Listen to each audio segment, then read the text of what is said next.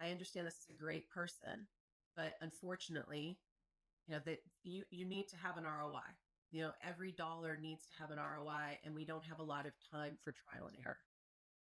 I think it's very important to really identify the behaviors that you're looking for, the outcomes that you're looking for, and figure out how to measure those outcomes so that you can make those decisions really early. And I think one of the metrics that I don't necessarily see very often, but I think it really works if you understand it, is your sales funnel. How many leads does it take to get one customer?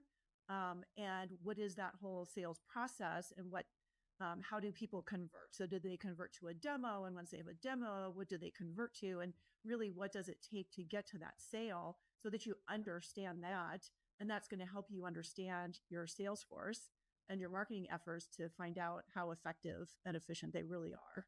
It creates some really brutal conversations, candidly. I would say in the past couple of years versus, between after the '08. Yeah, this is by far the most difficult time I've encountered as an advisor, because even those that are, to Casey's point about these larger companies that are successful, are looking to be lean and take advantage of the situations that are going on in the world, to say, let's be prepared because we really don't know what's next.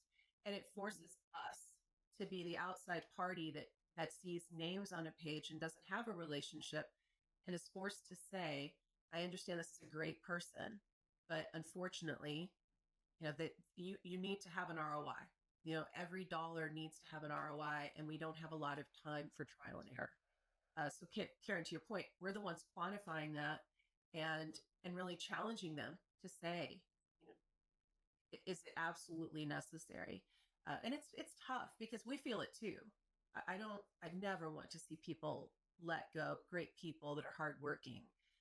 Unfortunately, to Casey's point, it's generally the largest and the most obvious place. Now, that doesn't mean that every dollar doesn't count.